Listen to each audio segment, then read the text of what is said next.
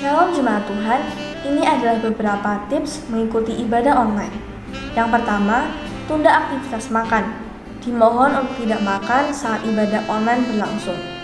Yang kedua, berkumpul bersama keluarga di suatu ruangan saat ibadah online berlangsung. Yang ketiga, koneksi cukup untuk dapat mengakses ibadah secara online dengan baik dan lancar. Yang keempat, mempersiapkan diri dengan baik. Gunakan pakaian yang sopan dan layak seperti saat datang ibadah. Yang kelima, matikan notifikasi di handphone agar tidak mengganggu selama ibadah online berlangsung. Yang keenam, ikuti ibadah secara utuh dan khidmat sampai ibadah selesai. Berikutnya, akan kita saksikan bersama pengumuman untuk bulan ini. Akan ada Zoom bincang santai suami istri bertemakan A Lifetime Love atau Cinta Seumur Hidup yang akan dilayani oleh Bapak Dudung dan Ibu Hana hari Kamis 29 Juli pukul 7 malam. Bagi Bapak Ibu yang rindu untuk menabur bagi pekerjaan Tuhan, dapat mengirim di rekening berikut ini. Demikianlah pengumuman yang bisa saya sampaikan. Selamat beribadah dan Tuhan Yesus memberkati. Shalom jemaat Tuhan. Pada hari ini kita mau bersukacita karena Tuhan. Kita mau bergembira karena Dia. Mari kita tinggikan Dia, mari kita agungkan Dia. Karena Dia Allah yang layak menerima segala pujian kita. Mari kita berdoa sebelum kita mulai ibadah kita hari ini. Kami bersyukur kepadamu ya Tuhan, Engkau Allah yang mengasihi kami, Engkau Allah yang membuat kami tenang tinggal di bumi ini.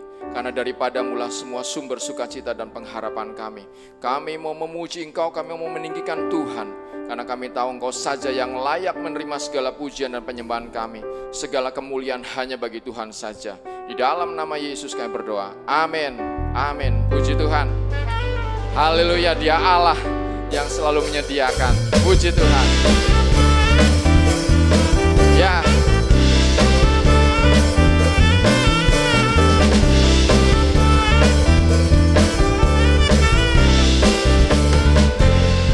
Apa yang tak pernah dilihat mata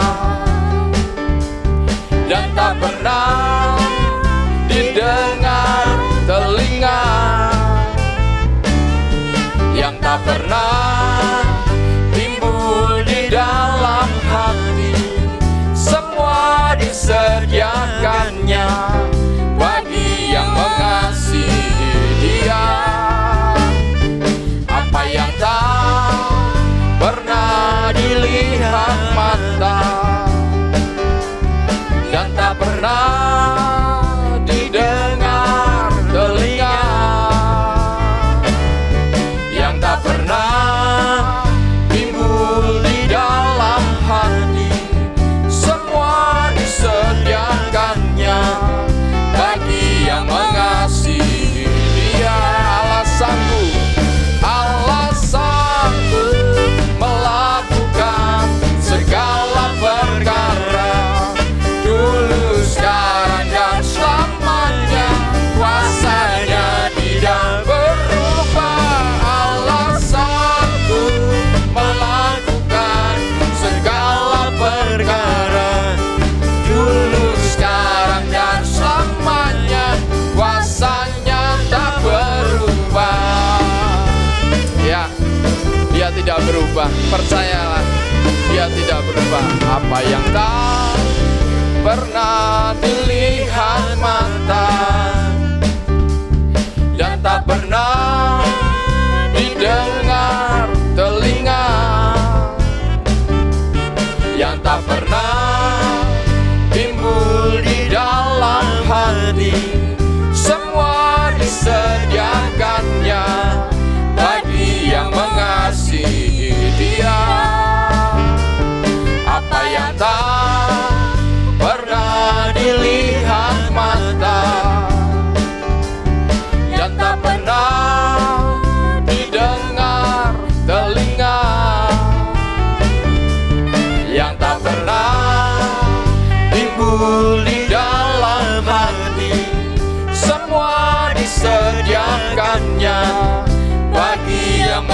mengasihi Dia. Alasanku melakukan segala perkara, dulu, sekarang, dan selamanya, kuasanya tidak berubah. Alasanku melakukan segala perkara, dulu, sekarang, dan selamanya, kuasanya tak berubah. Alasanku melakukan segala perkara, dulu, sekarang, dan selamanya, kuasanya tidak berubah. Alasanku melakukan segala perkara, dulu, sekarang, dan selamanya, kuasanya tak berubah. Alasanku melakukan segala perkara, dulu, sekarang, dan selamanya, kuasanya tidak berubah. Alasanku melakukan segala perkara, dulu, sekarang, dan selamanya, kuasanya tak berubah. Dulu, sekarang, dan selamanya, kuasanya tak berubah. Dulu, sekarang, dan selamanya, kuasanya tak berubah. Ya, Dia nggak pernah berubah. Dia tak pernah gagal, karena Dia Allah, amin. Dia tak pernah lalai, Dia jamin firman-Nya. Sebab Dia Allah, Raja segala raja, kekuatanku, perisaiku, dan gunung batuku. Bersoraklah, puji sembah Dia, Yesusku Raja mulia, Yesusku Allah perkasa, Yesusku Allah pemenang. Yesus Raja, amin. Dia tak pernah gagal. Haleluya. Dia tak pernah gagal, karena Dia Allah, amin. Dia tak pernah lalai, Dia jamin firman-Nya. Sebab Dia Allah, Raja segala raja, kekuatanku, perisaiku, dan gunung batuku. Bersoraklah, puji sembah Dia, Yesusku Raja mulia, Yesusku Allah perkasa, Yesusku Allah pemenang. Yesus Raja, amin. Katakan Dia Allah, nggak pernah gagal. Haleluya. Dia tak pernah gagal, karena Dia Allah, amin. Dia tak pernah lalai, Dia jamin firman-Nya. Sebab Dia Allah, Raja segala raja, kekuatanku, perisaiku, dan gunung batuku. Bersoraklah, puji sembah Dia, Yesusku Raja mulia, Yesusku Allah perkasa, Yesusku Allah pemenang. Yesus Raja, Yesus Raja, Yesus Raja, amin. Segala kemuliaan bagi Allah kita, Yesus Raja kita. Puji Tuhan. Kita siapkan hati kita untuk mendengarkan firman Tuhan. Ya, percayalah bahwa semua rencananya indah. Tuhan, ku percaya rencanamu indah, walau saat ini tak ku mengerti. Engkau telah berfirman, memberi masa depan, damai sejahtera, penuh harapan. Tuhan, ku percaya rencanamu indah, walau saat ini tak ku mengerti.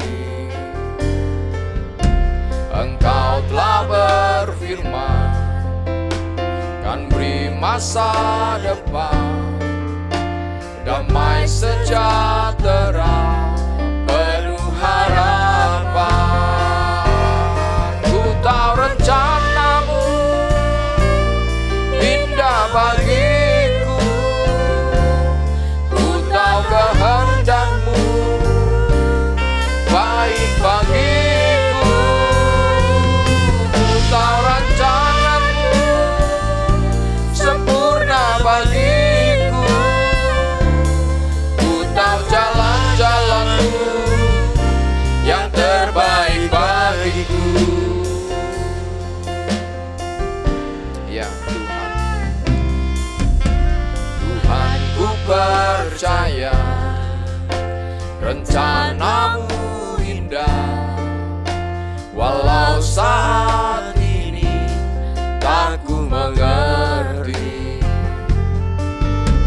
Engkau telah berfirman, memberi masa depan, damai sejahtera, penuh harapan. Ku tahu rencanamu, ya Tuhan. Ya Yesus, kami percaya rencanamu indah bagi kami, Tuhan. Ya, ku tahu rancanganmu sempurna bagiku, ku tahu jalan-jalan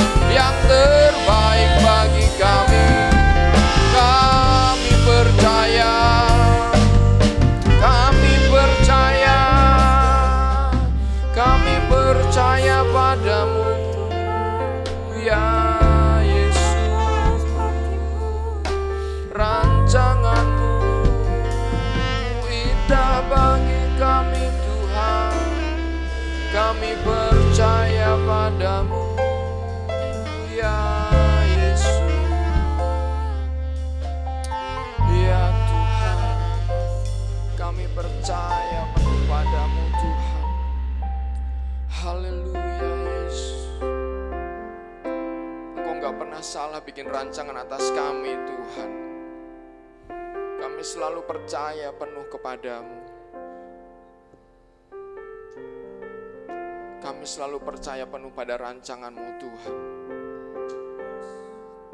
Kami selalu percaya kepada rancangan-Mu, Tuhan. Karena kami tahu kami nggak bisa merancang hidup kami sendiri.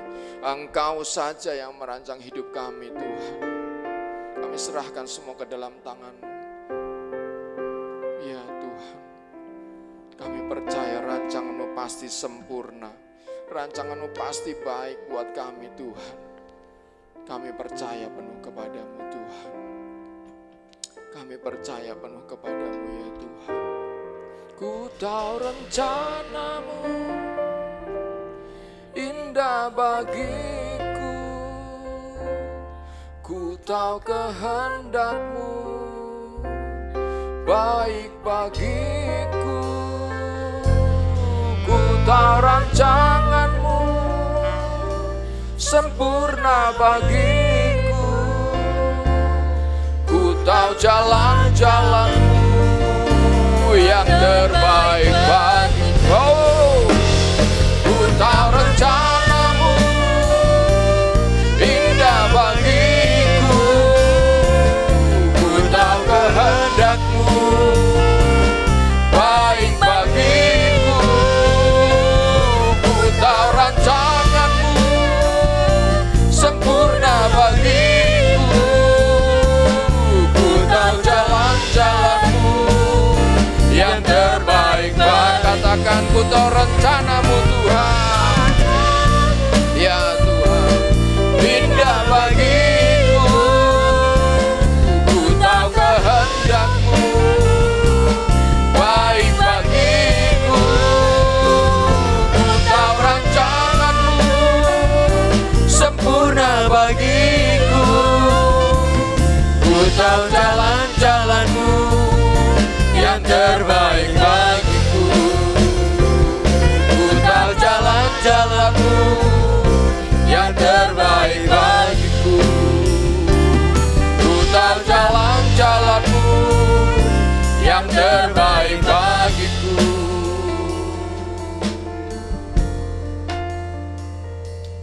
Ya Tuhan, kami tahu sekarang bahwa rancangan-Mu adalah rancangan hari depan yang penuh dengan harapan. Engkau nggak pernah asal-asalan bikin rancangan buat kami, Tuhan.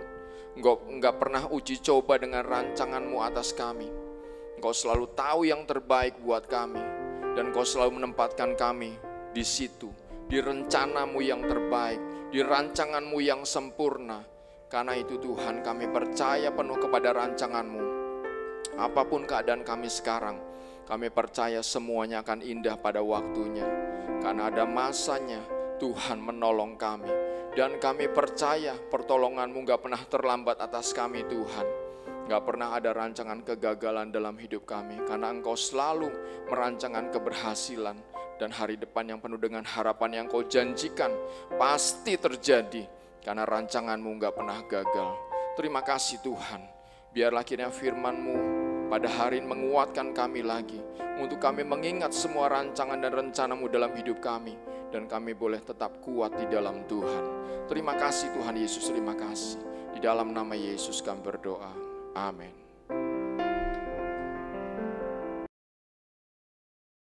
Shalom, Jemaat GBI Duta Kerajaan Jatibarang. Saya berharap kabar Anda semua baik-baik saja. Di tengah situasi yang dunia sedang bilang tidak baik, kiranya Anda semua mengalami Tuhan yang baik. Ingatlah, Tuhan berkuasa mengubah semua perkara-perkara yang direka-rekakan sebagai tidak baik. Tuhan bisa mengubah dengan kekuatan kuasanya menjadi baik bagi saudara. Tuhan itu ahlinya mengeluarkan semua hal-hal baik dari perkara yang dianggap buruk. Tuhan jagonya soal itu. Nah, pada kesempatan kali ini saya ingin melepaskan pesan kepada Anda semua tentang salah satu bentuk kebaikan Tuhan, yakni sebuah support system atau sistem pendukung atau support structure, struktur pendukung yang membuat Anda di masa yang orang bilang tidak baik, Anda tetap bisa mengalami Tuhan yang baik. Perhatikan pesan sebentar dan selamat menyimak. Tuhan memberkati. Pada kesempatan saat sekarang ini, saya Cornelius Wing ingin menyampaikan sebuah kebenaran penting yang saya akan kasih judul support structure, struktur penopang, struktur pendukung Anda, untuk Anda dari Tuhan di masa sukar. Struktur pendukung, support structure, struktur pendukung dari Tuhan di masa sukar, apalagi di masa pandemi ini. Nah, struktur pendukung untuk menolong Anda ini apa dari Tuhan itu? Nah, sebelumnya saya mau buka dulu dengan fakta kebenaran dalam Lukas pasal 21 ayat 11. Dikatakan di sana Yesus sedang mengajar tanda-tanda akhir zaman. Nah, dalam tanda-tanda akhir zaman Yesus bilang salah satu tandanya adalah akan ada penyakit sampar dan kelaparan. Nah, penyakit sampar itu penyakit menular, dan penyakit sampar dibarengi sama kelaparan. Itu cocok sekali untuk menggambarkan kondisi kita hari ini, penyakit menular.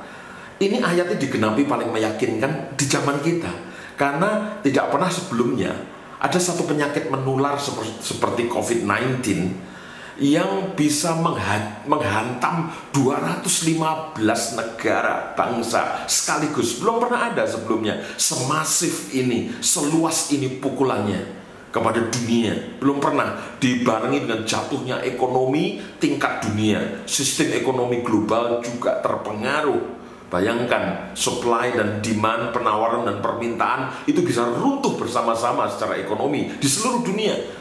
Biasanya sih permintaan turun, tapi penawaran tinggi, atau sebaliknya. Tapi hari ini runtuh bersamaan. Oleh karena itu, kalau dilihat dalam sepanjang sejarah, mau ada pandemi-pandemi kisah sebelumnya, mau flu Spanyol kah, flu babi, SARS, dan sebagainya, tidak pernah sehebat sekarang ini. Makanya ayat ini digenapi paling meyakinkan, Lukas 21 ayat 11. Penyakit menular dan kelaparan itu di zaman kita ini. Dan di saat-saat Yesus berbagi tentang tanda-tanda akhir zaman, kita bisa lihat salah satu tanda akhir zaman berikutnya yang ada di Lukas pasal 24 ayat 12. Dikatakan kasih kebanyakan orang menjadi dingin. Jadi di waktu keadaan genting dan serba susah itu, kasih kebanyakan orang menjadi dingin. Apalagi selama masa pandemi ini, semua bangsa-bangsa melakukan lockdown, seperti kita PPKM darurat. Ini bikin kita lebih mengalami social distancing. Kasih satu sama lain diuji luar biasa. Nah, dalam keadaan seperti ini, kasih kebanyakan orang menjadi dingin. Itu begitu langkanya kasih. Makanya kalau gereja muncul dengan kehidupan penuh kasih, maka itu kesaksian yang hebat. Kenapa? Karena kasih kebanyakan orang dingin. Kalau kita kasihnya panas, maka kita berbeda, dan itu memberi kekuatan kepada kita untuk bersaksi bagi dunia. Kasih itu bersifat misioner.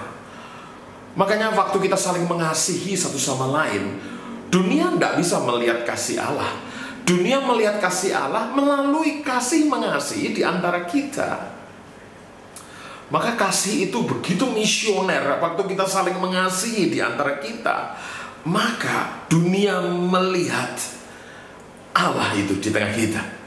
Makanya gagalnya kita saling mengasihi, gagal kita memberi petunjuk kepada dunia bahwa Allah ada dan Allah hebat, dan Allah mengasihi mereka. Nah, Bapak Ibu Saudara semua, kalau kita lihat Yohanes 13 ayat 34, Tuhan Yesus berkata, aku memberikan perintah baru kepada kamu, yaitu supaya kamu saling mengasihi. Saling mengasihi, sama seperti aku telah mengasihi kamu, demikian pula kamu harus saling mengasihi. Nah, ayat 35 berkata, ayat berikutnya, dengan demikian semua orang akan tahu. Kapan itu? Kalau kamu saling mengasihi, semua orang akan tahu bahwa kamu adalah murid-muridku. Dan jikalau kamu yaitu jikalau kamu saling mengasihi. Jadi dengan kata lain, kalau kita nggak saling mengasihi, dunia nggak tahu kita ini muridnya Yesus apa enggak. Betapa kuatnya kesaksian saling kasih mengasihi itu. Dunia langsung begitu lihat kasih mengasihi di antara kita, itu kita langsung merujuk kepada Kristus, guru kita. Nah, di zaman dulu, di zaman Kaisar Nero, itu kekuatan kasih Kristen itu luar biasa sekali. Zaman dulu ada di gambar, saya sudah bisa ditayangkan gambarnya. Saya tayangkan sebuah gambar ilustrasi tentang Koloseum, itu tempatnya stadion bangsa Roma berpesta. Dan biasanya orang-orang Kristen oleh Kaisar Nero pada zaman itu, orang-orang Kristen dilepas di tengah lapangan stadion itu, dan dilepaskan singa yang lapar, dan singa-singa itu kemudian memakan orang-orang Kristen. Dan pemandangan yang menakjubkan, sejarah mencatat setiap kali singa itu menghampiri, singa-singa itu menghampiri kerumunan orang Kristen yang sedang berpelukan, berangkulan di tengah lapangan itu, maka orang-orang Kristen itu bahkan saling berebutan untuk menyerahkan diri duluan, dimakan singa duluan. Wow, mereka justru saling melindungi, menjaga di tengah-tengah serangan singa dan macan itu. Wow, kalau Kristen zaman ini nggak tahu ya, kira-kira mungkin justru dorong temannya supaya dimakan singa duluan. Tapi ini kasih yang luar biasa. Dan tahu tidak, secara mencatat bahwa waktu ribuan orang di Kolosium itu melihat orang-orang Kristen bernyanyi menyembah Tuhan dan saling mengasihi di tengah lapangan saat dimakan singa, itu tidak sedikit orang itu meneteskan air mata, bertobat dan menyaksikan kekuatan kasih dari Yesus Kristus. Nah, bayangkan kalau di masa sulit seperti ini, kita justru memperagakan kasih seperti itu. Nah, itu kekuatan kasih yang luar biasa. Kekuatan saling mengasihi di antara kita itu mengandung kekuatan kesaksian. Makanya gereja yang gagal membangun hidup saling memperhatikan, saling mengasihi sesama, gereja gagal untuk menyuguhkan Yesus Kristus kepada dunia. Seorang pemimpin besar India dalam sejarah mencatat, namanya Mahatma Gandhi. Dia hampir saja jadi Kristen. Dia pergi ke gereja, dia lihat Alkitab, dan dia bilang, aku hampir saja jadi Kristen. Tapi karena aku lihat orang-orang Kristen yang ada, yang katanya murid Yesus, tapi hidupnya tidak seperti Yesus, maka aku urung jadi Kristen. Wow, padahal dia tertarik sama Yesus, tapi dia tidak tertarik sama orang-orang muridnya Yesus, sehingga dia urung jadi Kristen. Bayangkan kekuatan kesaksian itu sangat strategis sekali. Nah, Bapak Ibu Saudara, tidak adanya, ini juga fakta luar biasa yang kita harus tahu. Tidak adanya saling kasih mengasihi di antara kita, tidak adanya kasih kepada sesama. Tahu tidak? Itu petunjuk, itu indikator, itu parameter bahwa seseorang belum benar-benar lahir baru, atau belum benar-benar mengalami yang namanya berasal dari Allah. Bayangkan. Jadi kelahiran baru kita tuh diragukan pada saat kita gagal mengasihi satu sama lain. Sampai sejauh itu loh pentingnya kasih mengasihi. Dalam 1 Yohanes 4 ayat 7 berkata, saudara-saudaraku yang kekasih, marilah kita saling mengasihi sebab kasih itu berasal dari Allah. Kasih itu ilahi banget. Saling kasih mengasihi di antara kita tuh rohani banget. Anda pikir rohani hanya menyembah Yesus? No, saling kasih mengasihi di antara kita itu sangat rohani. Dan setiap orang yang mengasihi lahir dari Allah. Nah, kalau Anda mengasihi satu sama lain, itu baru petunjuk jelas Anda lahir dari Allah dan mengenal Allah. Barang siapa tidak mengasihi, itu konteksnya saling mengasihi, ia tidak mengenal Allah. Sebab Allah adalah kasih. Bayangkan, diragukan keberasalan kita itu dari Allah tuh diragukan kalau kita gagal saling mengasihi. Artinya keadaan hubungan kita dengan sesama itu berkaitan langsung hubungan kita dengan Allah loh. Ya, kasih persaudaraan di antara kita, saling mengasihi di antara kita, itu bukan hubungan sosial biasa. Kasih persaudaraan kita itu levelnya di atas sekedar hubungan sosial. Karena kasih mengasihi di antara kita tuh itu ilahi dan itu rohani, berasal langsung dari Tuhan. Nah, inilah sifat orang yang lahir baru. Begitu lahir baru, Anda berasal dari Allah, maka Anda menjadi Kristen lahir baru, dan disitulah datang secara supra alamiah, secara supernatural, itu sebuah kemampuan baru untuk saling mengasihi. Makanya begitu orang ngakunya lahir baru tapi tidak bisa masuk pada habitat Kristen baru, yaitu saling mengasihi, maka diragukan pertobatannya, diragukan kelahiran barunya. Alkitab bilang, kamu bukan berasal dari dunia. Bayangkan, iya, habitat kita nih beda. Kalau orang tuh habitatnya cuma hubungan sosial, habitat kita itu habitat kerajaan Allah, di mana saling mengasihi di antara kita bukan sekedar hubungan sosial, lebih jauh dari itu. Begitu kita lahir baru, kita ada di habitat baru. Kita ada di tempat hidup yang baru. Seperti ikan, habitatnya air. Ya, ikan akan hidup di habitatnya. Kalau ikan ditaruh di darat, menggelepar dan mati. Anda kalau tidak saling mengasihi, Anda hidup dalam habitat yang berbeda. Itu habitat dunia. Dan Anda pasti mati dan tidak jadi Kristen normal tanpa saling mengasihi. Kalau Anda ingin jadi Kristen waras, normal, Kristen yang wajar, itu harus saling kasih mengasihi. Dan begitu kita lahir baru, insting kita seperti ikan ketemu air, ya udah, nggak perlu belajar berenang. Ikan masa belajar berenang? Instingnya ikan tuh ketemu air ya langsung berenang. Anda begitu lahir baru, instingmu terlatih untuk mengasihi saudara seiman. Nah, sekarang saya mau masuk kepada tema kita hari ini adalah kasih persaudaraan atau saling kasih mengasihi sesama. Itu merupakan support structure yang tadi saya katakan, struktur perlindungan. Kasih mengasihi di antara kita itu hadiah dari Tuhan, yang saya sebut struktur perlindungan atau struktur pemeliharaan Tuhan di masa sukar. Makanya entah Anda mau terima atau tidak, tetapi kalau di masa sukar Anda bergerak tanpa kasih mengasihi, maka Anda tidak punya struktur perlindungan dari Tuhan, struktur pemeliharaan Tuhan. Oke, Tuhan memelihara kita dari surganya, ya. Kita berdoa Tuhan melindungi kita, ya. Tapi Tuhan juga kasih tahu sama kita, nah, aku memberikan kamu sebuah berkat dariku yang menggambarkan perlindunganku dan pemeliharaanku kepadamu, yaitu saudara-saudaramu itu saling mengasihi di antara kamu. Itu hadiah dariku, itu perlindungan, itu pemeliharaanku atas kamu. Oh, hidup itu memang sulit, saudara-saudara, apalagi di masa pandemi.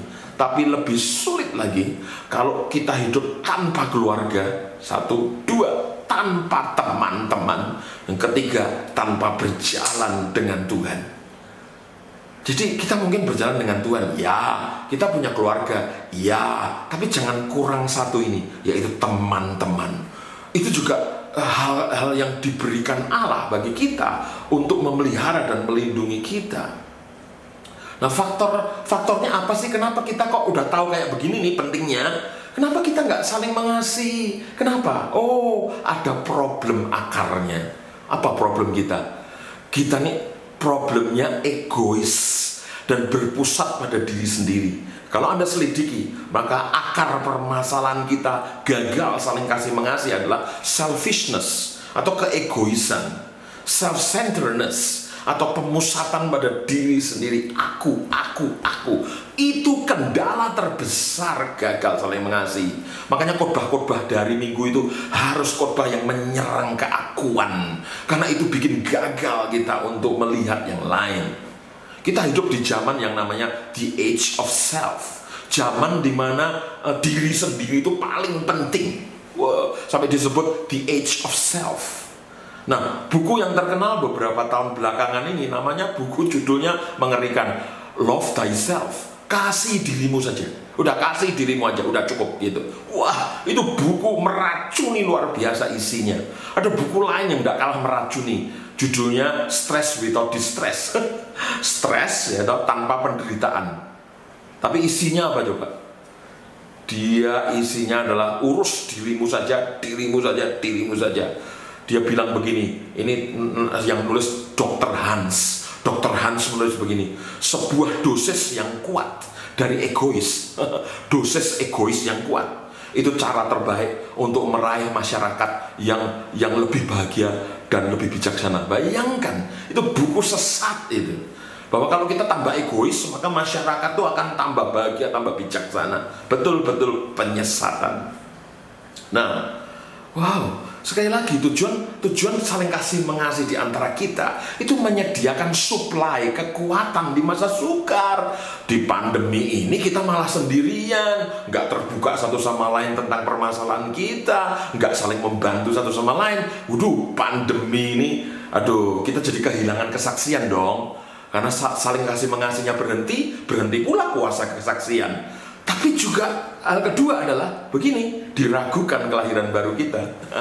Tapi yang ketiga juga begini nih, kita kehilangan suplai kekuatan dari Tuhan lewat persaudaraan.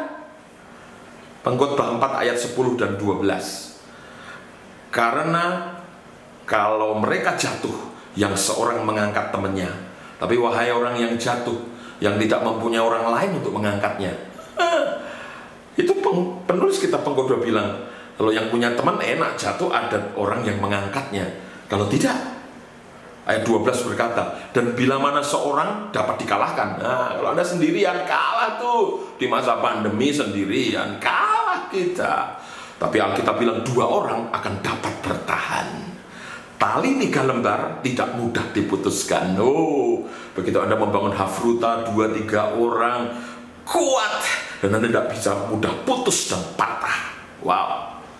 Nah, Bapak Ibu Saudara, kasih mengasihi persaudaraan di antara kita itu harus dinyatakan, dimanifestasikan secara praktis. Kasih persaudaraan itu bukan mistis, tapi praktis. Kalau kita hanya omong-omong, kasih mengasihi hanya diomong-omongin, hanya dikonsep-konsepkan, itu mistis. Harus sampai praktis gitu. Nah, 1 Tesalonika 4 ayat 9 sampai 10 saya bacakan.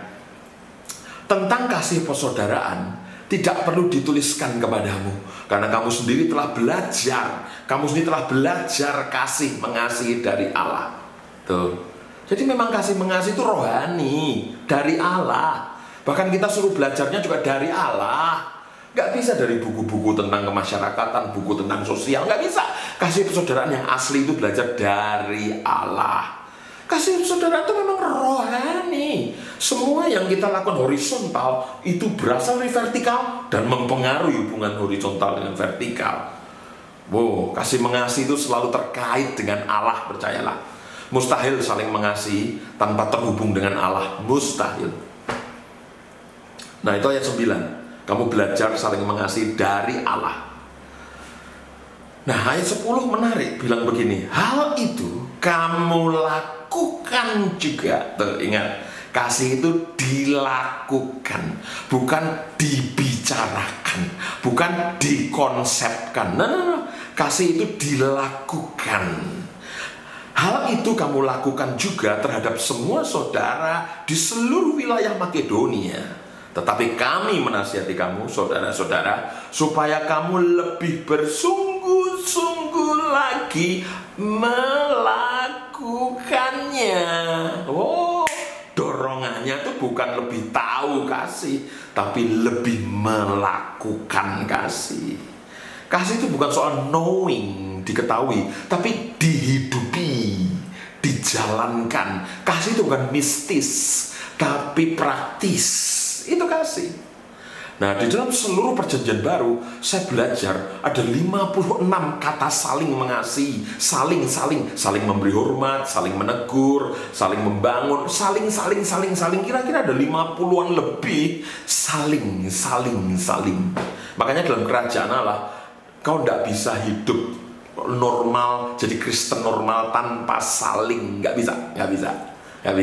Karena itu merupakan budaya kerajaan Allah. Kau akan jadi Kristen normal kalau hidupmu ditandai dengan saling. Baru kau Kristen normal, Kristen wajar, Kristen waras, Itu saling kasih mengasihi. Nah, tapi dari seluruh 50-an lebih saling itu, ternyata ada 3 saling yang menurut saya itu perlu kita perjuangkan, itu perlu kita lakukan dengan sungguh-sungguh, itu inti dan itu sangat berkuasa, saling ini. Nah, inilah 3 ekspresi atau 3 aksi dari saling mengasihi, atau 3 aksi dan ekspresi dari kasih persaudaraan yang bukan mistis, itu praktis itu. Yang pertama, saling memberi untuk kebutuhan saudara-saudara. Ayatnya banyak banget. Itu yang pertama, saling memberi untuk kebutuhan saudara-saudara. Ibrani 13 ayat 16 berkata, dan janganlah kamu lupa berbuat baik dan memberi bantuan. Oh, sebab korban-korban yang demikianlah yang berkenan kepada Allah. Tuh, sekali lagi saling mengasihi, kaitannya sama Allah lagi. Makanya Kristen nggak bisa cuma Allah saja tanpa saling mengasihi, tapi nggak bisa saling mengasihi saja tanpa Allah juga. Itu saling terkait. Bahkan kalau kau berbuat baik, memberi bantuan kepada saudaramu, itu disebut ayat ini, kamu berkenan kepada Allah. Jangan bilang kamu berkenan kepada Allah kalau hanya saat teduh saja, memuji Tuhan, nyanyi-nyanyi rohani. Nah, keberkenananmu di hadapan Allah juga ditentukan kasihmu kepada yang lain. Yakobus 2 ayat 15-17 berkata begini, jika seorang saudara atau saudari tidak mempunyai pakaian dan kekurangan makanan sehari-hari. Ini lihat saudara kita kekurangan, apalagi di masa pandemi, kurang makanan, kurang pakaian. Dan seorang dari antara kamu berkata, selamat jalan, kenakanlah kain panas, dan nanti jangan lupa ya makan sampai kenyang. Tetapi ia tidak memberikan kepada saudaranya yang kekurangan itu, apa yang perlu bagi tubuhnya. Kebutuhan fisik. Apakah gunanya itu statementmu tadi? Demikian juga halnya dengan iman katanya. Jika iman itu tidak disertai perbuatan, maka iman itu pada akhirnya adalah mati. Bayangkan. Jadi menolong orang yang kekurangan, nggak ada pakaian, nggak ada makanan, itu bentuk iman loh. Sekali lagi, saling kasih mengasihi di antara Anda itu soal imanmu kepada Allah. Makanya gagal di horizontal itu petunjuk jelas Anda gagal di vertikal ke atas, gagal. Bayangkan. Jadi jangan ngomong-ngomong aja. Perbuatannya ada nggak? Karena iman tanpa perbuatan hakikatnya mati. Itu kasih yang mistis, tidak praktis gitu.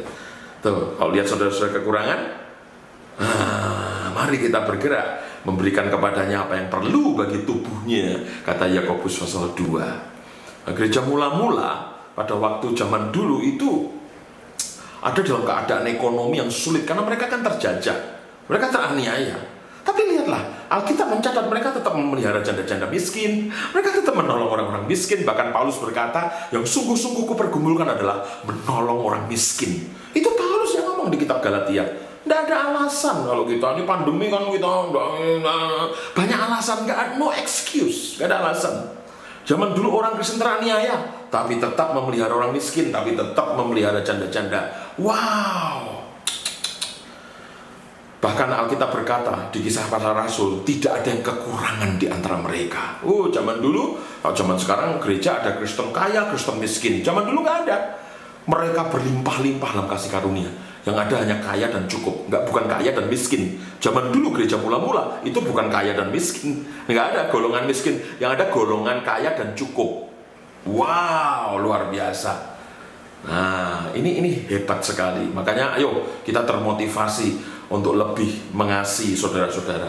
Saudara, saya mau kasih tahu juga, salah satu motivasi terkuat kita mengasihi yang lain adalah begini. Waktu kita bergerak membantu yang lain, menolong yang lain, itu sebenarnya kita sedang melakukannya untuk Yesus. Matius 25 berkata, kalau kamu memberi makanan kepada saudaramu, kamu sedang memberi makan untuk aku. Kalau kamu mengunjungi saudaramu yang dalam penjara, kamu sedang mengunjungi aku. Kalau kamu ngasih mereka pakaian, kamu ngasih pakaian ke aku. Ya ampun, apapun yang kamu lakukan untuk saudaramu, kau sedang melakukan untuk aku. Anda jangan hanya menyembah Tuhan saja, tapi tidak melakukan pertolongan kepada saudaramu.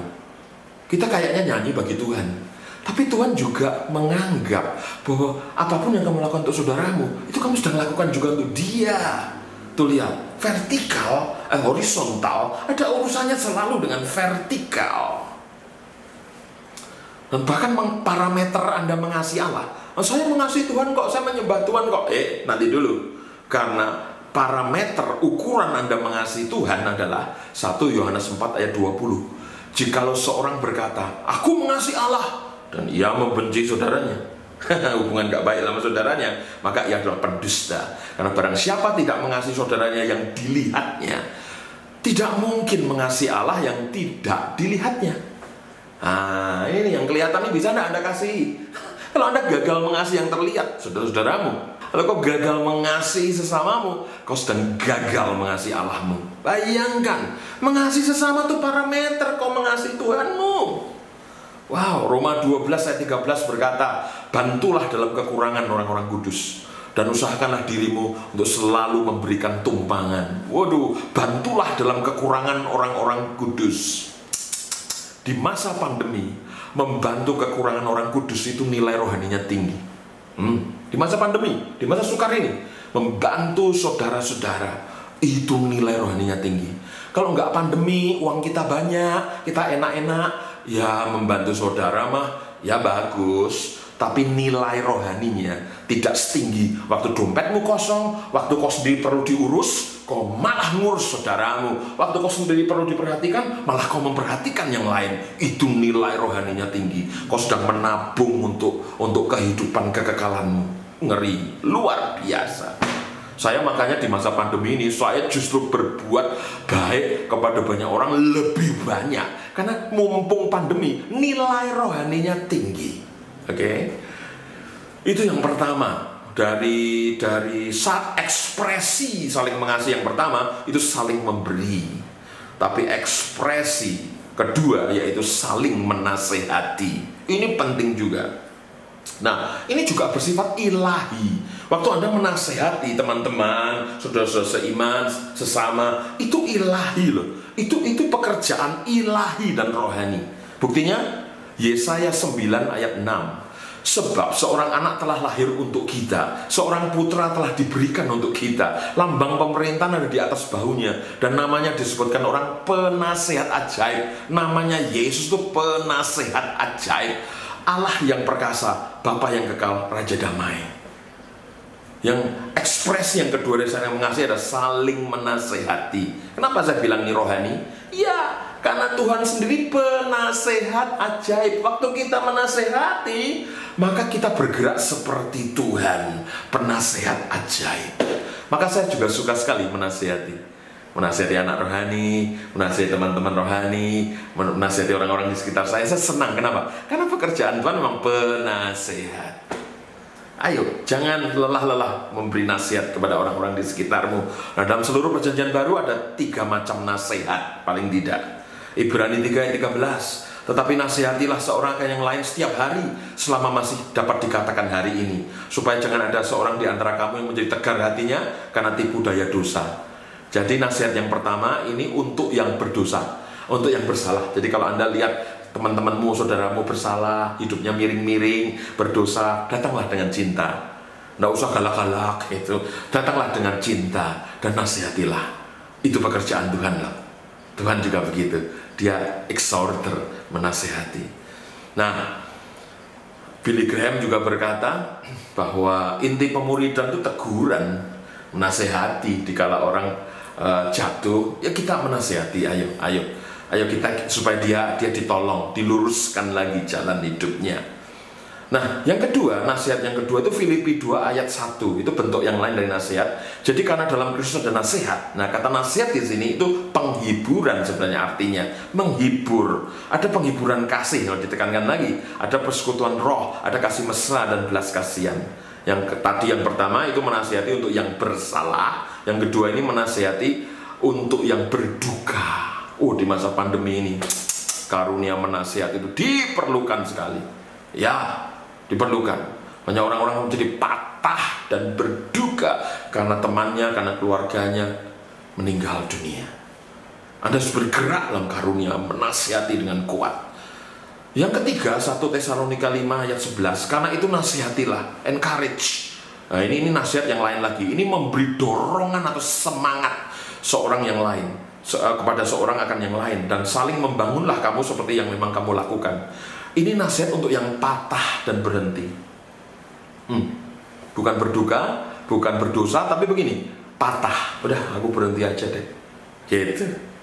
Karena butuh dorongan tapi nggak ada yang mendorong. Butuh semangat baru tapi nggak ada yang memberi semangat. Nah, hari ini, saat ini saya sedang memberi semangat kepada saudara, menasihatimu sebagai seorang exhorter, menasihati, mendorong, ayo bersemangat walaupun di masa sulit, gitu. Nah, yang terakhir, ekspresi ketiga dari saling mengasihi yang diperlukan adalah saling mengampuni satu sama lain. Wah, ini juga luar biasa. Efesus 4 ayat 32 berkata, tapi hendaklah kamu ramah seorang terhadap yang lain, penuh kasih mesra, saling mengampuni sebagaimana Allah di dalam Kristus telah mengampuni kamu. Tuh.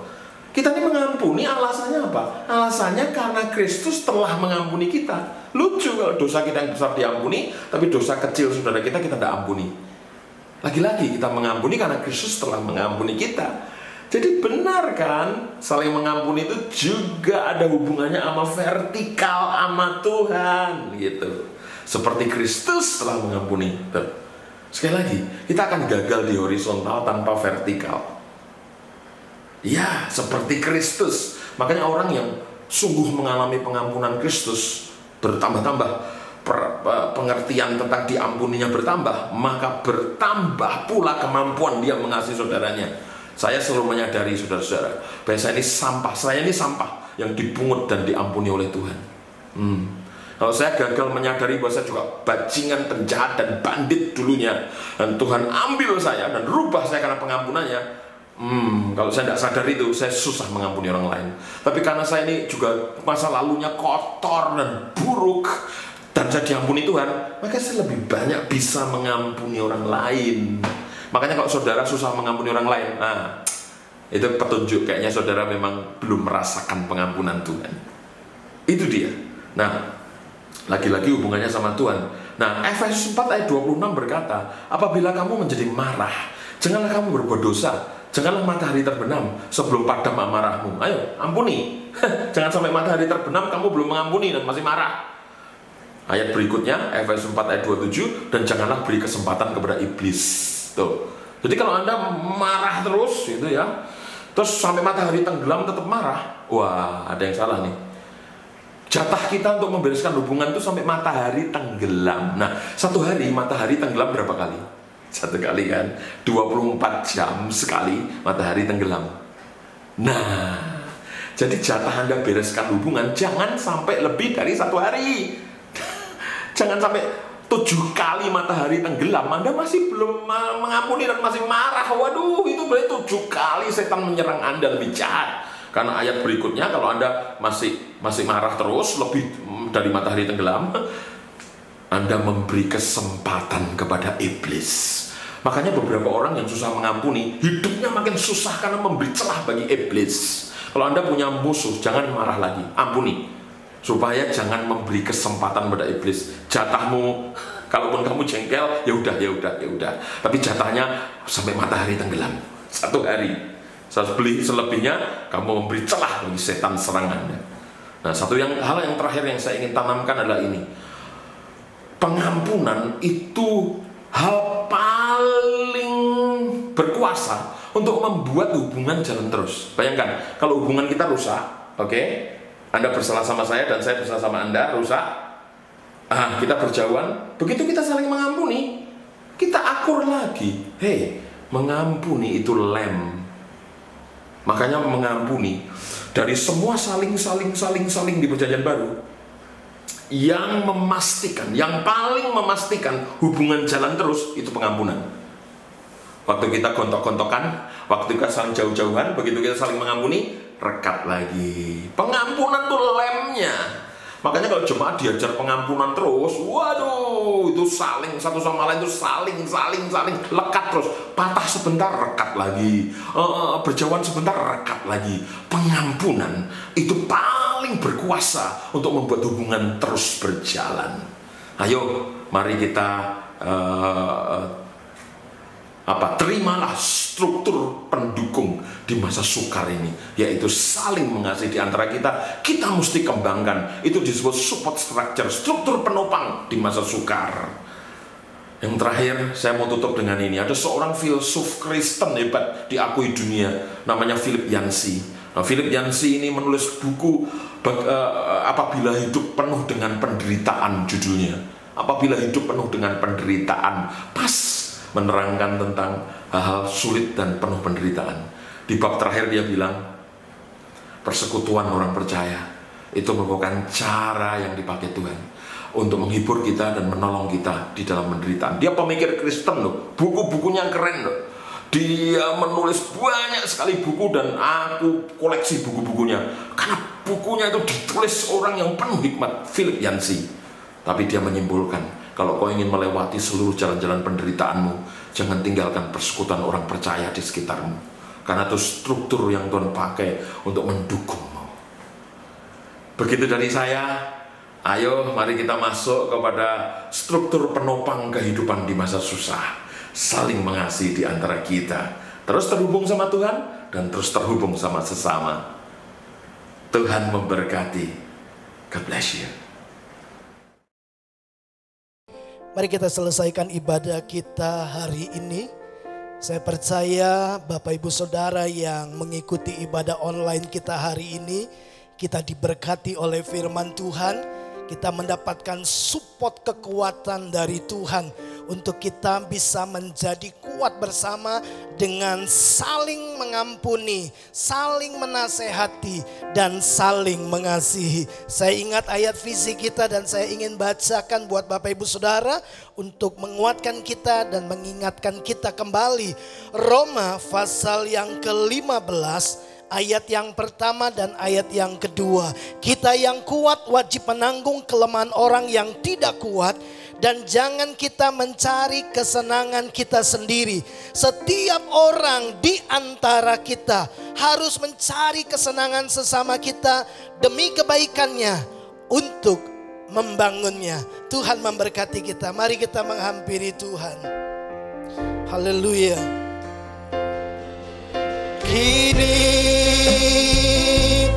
yang lemah berkata ku kuat, yang miskin berkata ku kaya, karena perbuatannya pada kita. Mari lebih sungguh lagi katakan kini yang lemah berkata ku kuat, yang miskin berkata ku kaya, karena perbuatannya pada kita. Lebih sungguh lagi katakan kini yang lemah berkata ku kuat, yang miskin berkata ku kaya, karena perbuatannya pada kita. Syukur.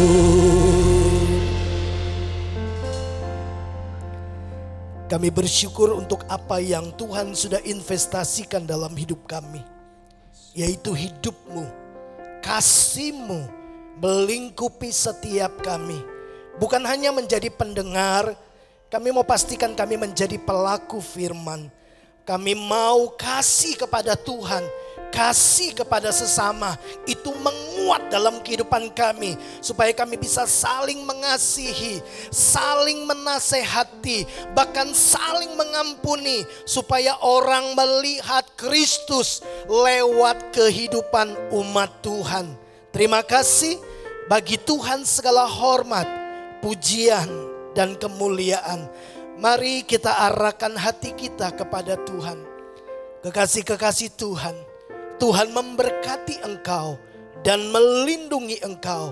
Ia menyinari engkau dengan wajahnya dan memberikan engkau kasih karunia demi kasih karunia dari kepenuhan Yesus Kristus Tuhan kita. Ia menghadapkan wajahnya kepadamu dan memberikan engkau damai sejahtera, sukacita, kekuatan, bahkan di dalam kuasa Roh-Nya yang kudus. Kiranya menyertai hari-hari kita di dalam kekuatan kasih, kemurahan dan kebaikannya semakin nyata tiap-tiap hari dalam hidup kita. Kita menerima berkat Abraham, Ishak dan Yakub, berkat yang disempurnakan di dalam Kristus Yesus Tuhan kita. Kita terima berkat ini di dalam nama putranya yang tunggal, Yesus Kristus Juru Selamat kita. Setiap kita yang percaya diberkati Tuhan, mari sama-sama katakan amin. Selamat hari Minggu, Tuhan memberkati kita semua.